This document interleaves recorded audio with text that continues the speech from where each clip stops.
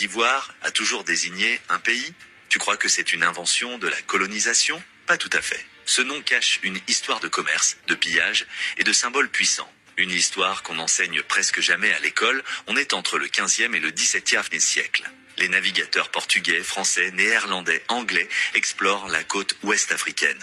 Ils ne cherchent pas à comprendre les cultures locales. Ils regardent ce qu'ils peuvent d'eau prendre. Et ici, sur cette partie du golfe de Guinée, ils trouvent une chose précieuse, l'ivoire. Oui, des défenses d'éléphants vendus, échangés, parfois volés, parfois obtenus à travers des traités, ou par la force. À cette époque, la Côte d'Ivoire ne désigne pas un pays. C'est un nom commercial européen.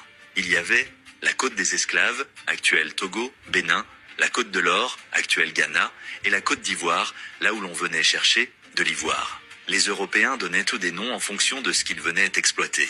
Rien à voir avec les royaumes, les peuples ou les langues qui existaient déjà sur place. Mais alors, comment les peuples d'ici appelaient leur territoire avant ça?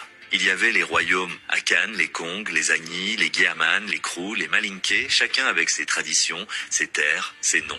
Il n'y avait aucun État unifié appelé Côte d'Ivoire. Ce mot est une construction européenne posée sur une diversité de peuples et d'histoires. Et ce n'est qu'à partir de la colonisation française au XIXe siècle que le nom Côte d'Ivoire devient officiel, sur une carte avec des frontières. En 1893, la France fait de la région une colonie officielle appelée Côte d'Ivoire. Puis, en 1960, la colonie devient indépendante sous le même nom, République de Côte d'Ivoire. Mais attention, en 1985, le président Félix Houphouët-Boigny insiste sur un détail important. Le nom officiel du pays est Côte d'Ivoire, sans traduction.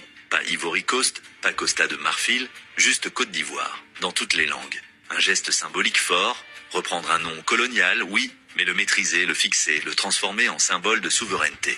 Aujourd'hui encore, le nom interroge, pourquoi garder un nom hérité du commerce colonial? Pourquoi nommer un pays d'après une marchandise? Mais en même temps, ce nom est devenu synonyme de fierté, de culture, de résilience. Un nom que le peuple ivoirien a transformé à sa manière, un nom qui porte aujourd'hui des voix, des talents, une nation. Tu croyais connaître l'origine du nom Côte d'Ivoire, mais tu n'en avais entendu que la moitié. Abonne-toi si tu veux découvrir les histoires cachées derrière les noms des